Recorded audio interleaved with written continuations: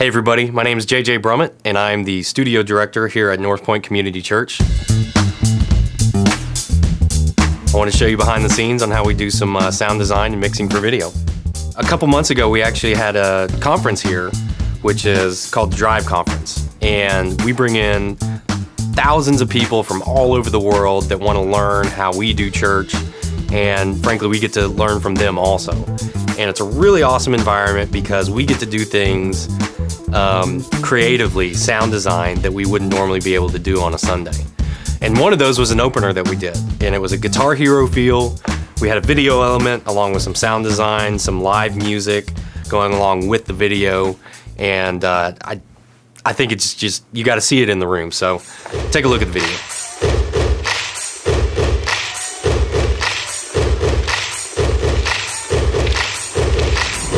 What's going on?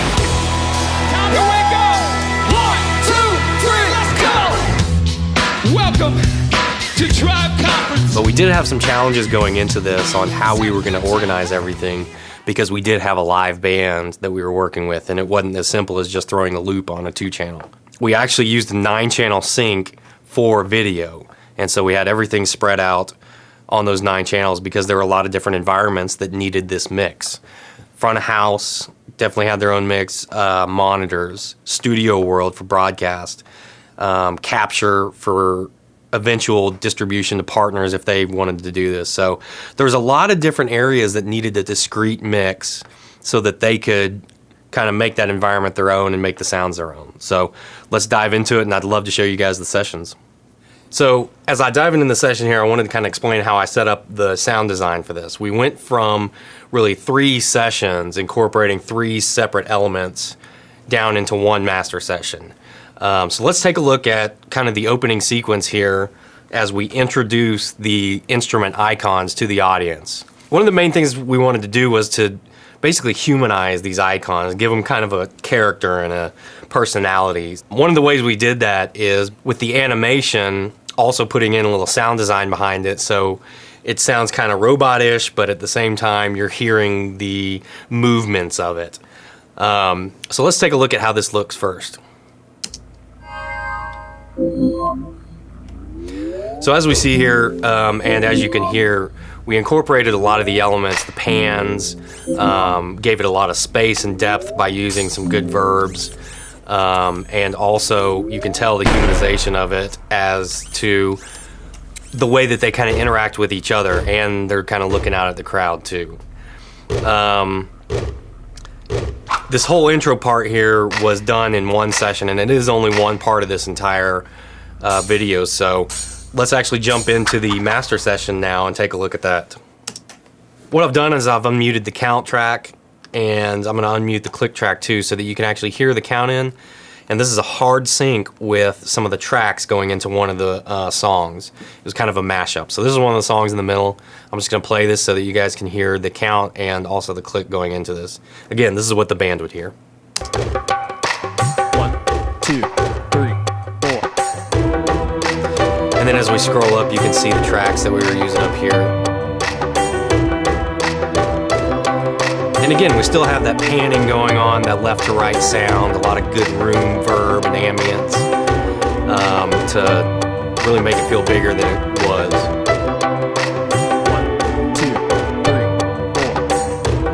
4. Again, that was a count to another part of the song.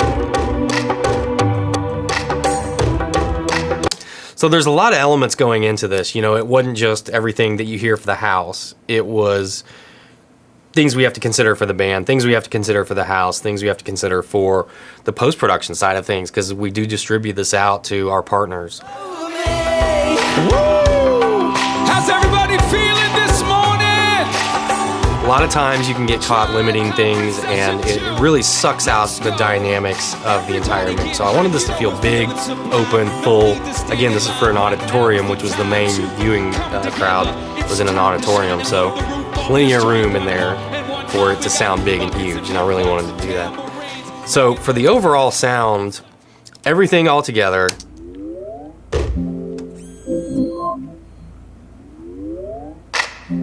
so here you can see where the master levels are lining up. I'm not really hitting it that hard. It's more there just to keep the absolute peaks from going crazy. But overall, I'm hitting exactly where I need to be.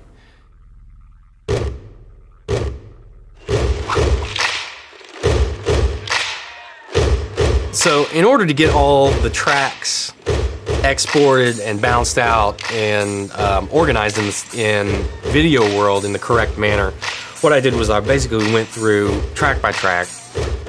So let's say channels 1 and 2, we had all the percussive elements, muted everything except for the percussion, buckets, tambourines, wood blocks. Channel 2, the music, again, the loop or the tracks and all the musical side of things that we were lining up and syncing with hard to the live band is on 3 and 4. I had the choir on 5 and 6, self-explanatory. The low frequency hits, all the LFE stuff was on 7. Channel 8 had the click and count offs. Again, I mastered those just like I would music because they were going into the video. And if things are way unproportioned, then it's going to sound weird, and monitor guys don't like a lot of gain changes.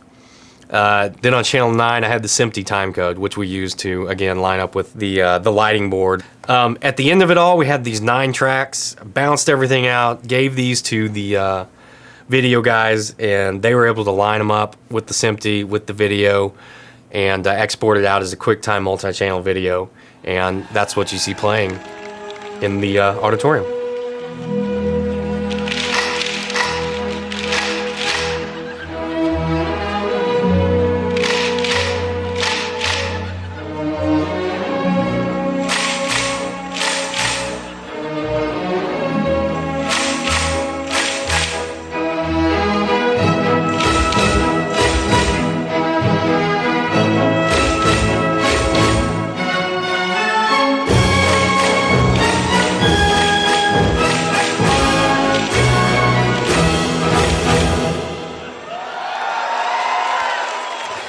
Everybody, thanks for watching. I really hope it was helpful. Be sure to check back on our blog frequently because we're always updating and we're always posting new things, showing you behind the scenes and how we do what we do. So, until next time.